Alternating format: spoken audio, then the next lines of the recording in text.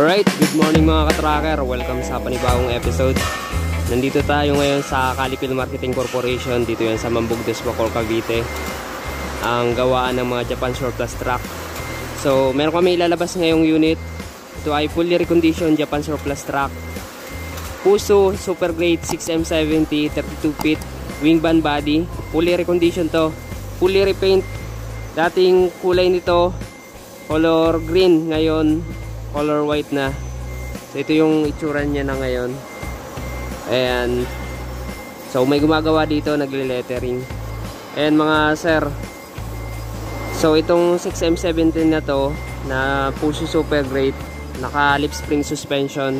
Silipin natin. So ayan, mamaya sabihin ko sa inyo kung magkano nagre-range itong ganitong unit. Ayan, kompleto to. May windbreaker, may mga ladder, naka-upholstery yung mga upuan, detailed yung loob, malinis. Ayan, may plaka na, nakarehistro. Ang capacity nito ay 24,000 yung gross weight niya. Net capacity naman na 12,000. 3 passenger. Meron na itong back bed, so hindi nga lang natin makita kasi nakaangat yung cab. Yung mga gulong naman ito, original Japan Surplus. May sukat na 11R 22.5. 8 stud, naka tubeless rim, steel rim. Ayan, Bridgestone. Ayan, 10-wheeler po ito, 10-wheeler. Ayan, naka lip spring suspension harap, saka original molye sa likod. So yung makina niya, ito yung itsura. Ayan, malinis. Ayan, winashing na namin to, dinay-filter na namin yung makina.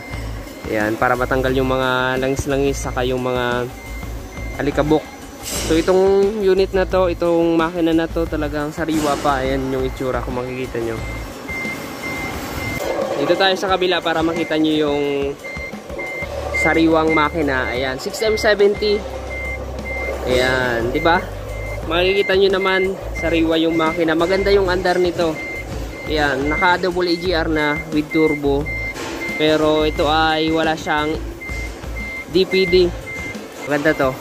Ayan, naka 482 to, na meron siyang 257 kilowatts or 350 PS at 2,200 RPM. Ayan, sariwang sariwa. Transmission manual, 7 speed manual transmission. Ayan, di ba? Kitang-kita nyo naman, sariwang sariwa. Dito talaga mga ka-tracker, ini-check namin ng mabuti. Lahat ng parts, lahat ng system, kung nagpa-function ng maayos. Ayan, di ba? Na change oil, check gear oil and differential gear oil, saka yung mga moving parts sa ilalim, talagang dino-double check namin yan para nasa roadworthy standard yung takbo. Okay, ayan yung itsura. Sariwang sariwa mga ka-tracker. Ayan yung mga gulong, makakapal. Tapos ayan, 32 feet aluminum wing van body. Color silver yung frame. Ayan, aluminum po yan. Tapos naglagay rin kami ng 3 layers running guard, bended steel. Ayan, hanggang likod. So merong dalawang tangke. Ayan, dalawang tangke ng diesel. Dito tayo sa likod. Yung electrical lights and accessories nito standard. So ito yung mga gulong sa likod. Ayan, kung makikita nyo dito, so ito ay naka lip spring suspension, original. Ayan. So hindi ito yung naka center bogie. Ayan. Kung makikita nyo, di ba? Hindi nasa gitna yung bogie. Okay? Ayan. Hanggang likod, nilagyan namin ng running guard. Tapos ni-repair namin yung pinto. Ayan, may ginawa kami dito. Sa wing ba naman, ayan, pininturahan namin yung panel sa gilid. Tapos yung flooring niya, kahoy, pinturado din. Ayan. Ayan, sariwa yung body. Chassis nito, sariwa. Kung makikita nyo, ayan. Sariwa yung chassis. Patong body. Ayan, pinatong lang itong body na to, na wing van. So ayan, nandito nakapwesto yung tailpipe. Ayan. Ayan, fabricated toolbox na steel. Ayan, makapal po yan. Tsaka bago na yung battery. 2D battery. Motolite Champion. Bago po yan. Saka may cover pa na original dito sa unit. Diba? Kompleto. So ayan.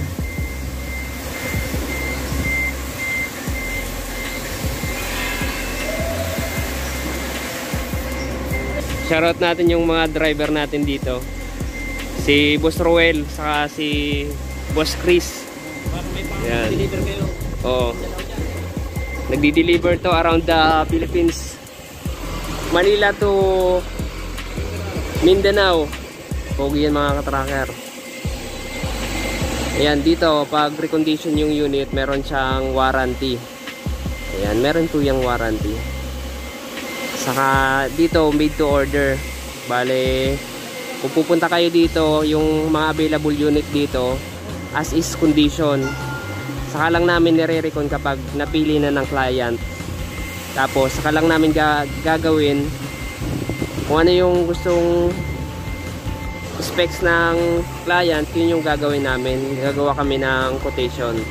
So yan mga ka-tracker, ang ganitong unit nagre-range to ng 2M to 2.2 ganon. Ganitong unit mga ka-tracker, all in na yan. So meron din kaming cash and financing. Kapag cash, ayan, down lang kayo ng 10%.